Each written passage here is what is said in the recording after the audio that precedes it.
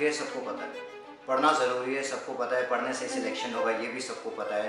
पढ़ते time phone से distract होना, काम करते टाइम फ़ोन से डिस्ट्रैक्ट होना ये भी गलत है, ये भी सबको पता है। पर सबको जो नहीं पता है वो ये है कि इन डिस्ट्रैक्शन से कैसे बाहर आया जाए, अपने फोकस को, कंसंट्रेशन को कैसे बढ़ाया जाए।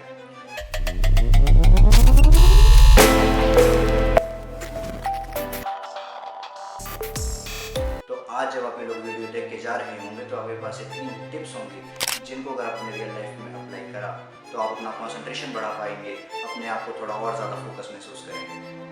टिप नंबर 1, वर्किंग प्रोफेशनल्स का और स्टूडेंट्स का सबसे बड़ा शत्रु और सबसे बड़ा मित्र एक ही है, बताइए क्या? ब्रेक। वो 5 मिनट का ब्रेक जो तुम लोग लेते हो वो कब 1 घंटे का ब्रेक बन जाता है, और वो 1 घंटे का ब्रेक कब तुम्हारे पूरे दिन का रिग्रेट, और उस पूरे दिन के रिग्रेट के बाद तुम काम नहीं कर पाते, यानी कि पूरे एक दिन का लॉस बन जाता है ना? आपस की बात है। तो सबसे पहला हमारी टिप है कि इस रिग्रेट से बाहर कैसे आया जाए।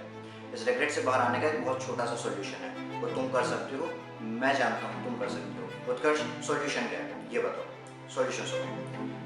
पूरे दिन में ब्रेक चाहे कितना भी ले लो, 2 घंटे का ब्रेक लिया, 3 घंटे का ब्रेक लिया, 4 घंटे का ब्रेक ले लिया मैक्सिमम। जब वापस अपने टेबल पे आओ, बेशक तुम्हारे वर्किंग के 8 बजे हों, 2 घंटे, 1 घंटे या कम से कम आधा घंटा भी बचा हो, तो टेबल पर बैठो, ये सोचो कि कितना काम है और उस काम को मैं कितना टाइम दूंगा। तो जो छोटे छोटे टॉपिक्स होते हैं, जो इजी टॉपिक्स होते हैं, उनको जल्दी कवर कर लूँ अगर आप स्टूडेंट हैं तो, या अगर जो चीज़ें जल्दी निपटाई जा सकती हैं काम में अगर आप वर्किंग प्रोफेशनल्स हैं तो। अगर आप ये सोच के काम करेंगे तो एक मैक्सिमम चंक आप उतने टाइम में निपटा पा रहे होंगे। और ये आप क्यों कर सकते हैं, मुझे इतना भरोसा क्यों है, क्योंकि मैं जानता हूँ आप वही स्टूडेंट्स हैं जो अपने एग्ज़ाम से पहले 6 घंटे जग के अपना पूरा सिलेबस निपटा सकते हैं। आप वही वर्किंग प्रोफेशनल्स हैं जो अपने डेडलाइन को मीट करने के लिए 6 घंटे बैठ करके लगातार काम कर सकते हैं, 7-8 घंटे बैठ करके काम कर सकते हैं ताकि डेडलाइन से पहले काम निपट जाए। तो आपको ज़रूरत है मेरे जैसे एक व्यक्ति की जो आपको आपकी शक्तियाँ याद दिला सके। जैसे हनुमान जी को याद दिलाई थी जामवन जी ने, और उसके बाद का तो आपको पता है ना, हनुमान जी ने लंका में आग लगा दी थी। इस वीडियो की टिप्स को फॉलो करोगे तो क्या पता तुम भी अपने आलस, प्रोक्रेस्टिनेशन, डिस्ट्रैक्शंस, इन सब की लंका में आग लगा दो।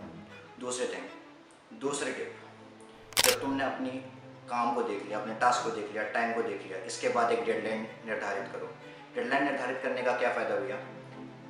एक बार डेडलाइन निर्धारित कर लोगे, एक बार डेडलाइन सेट कर लोगे तो उसके अंदर काम करने के लिए तुम लोग लायबल हो जाओगे, बाध्य हो जाओगे। और अगर उसके अंदर काम करोगे तो तुम प्रोक्रास्टिनेशन करना भूल जाओगे। तो वो प्रोक्रास्टिनेशन का जो थॉट है कि ये वाला काम कल कर लूँगा, ये वाला काम परसों कर लूँगा, ये वाला तुम्हारे दिमाग में नहीं आएगा। एक बार प्रोक्रास्टिनेशन का थॉट तुम्हारे दिमाग से हट गया तो तुम बहुत अच्छे से काम कर पाओगे। पेपर में तो नहीं सोचते ना कि कल की जगह परसों पढ़ लेंगे, क्या दिक्कत है, नहीं सोचते ना। हाँ, तीसरी चीज़, जब इस डेडलाइन के अंदर तुम काम कर लो, मान लो 12:30 की डेडलाइन थी, 12:35 तक अगर तुमने काम कर लिया तो इसके बाद आता है रिवॉर्ड टाइम। क्योंकि जब भगवान श्री हनुमान जी माँ सीता की जानकारी लेके, जो कि उनका असाइन टास्क था, उन्हें काम दिया गया था, वो काम करके लंका में आग लगा के वापस आते हैं, वो फल वल खाते हैं, एकदम उनकी टीम पूरी एकदम मस्त इन्जॉय करती है। तुम भी कर लेना, आधा घंटा रील स्क्रॉल कर लेना और उसके बाद सो जाना। क्यों? क्योंकि अगले दिन उठ के दोबारा काम पे लगना है। अगर ये सारी चीज़ें समझ में आई हों, ये सारी टिप्स अच्छी लगी हों, चैनल को सब्सक्राइब कर सकते हो, वीडियो को लाइक कर सकते हो। और क्योंकि मैं ऐसी चीज़ें और भी लाने वाला हूँ डिस्ट्रैक्शन के ऊपर, एंगर मैनेजमेंट और इन सब पे बहुत सारे वीडियोज़ आने वाले हैं। दोबारा मिलूंगा, तब तक के लिए धन्यवाद। जय हिंद, जय भारत।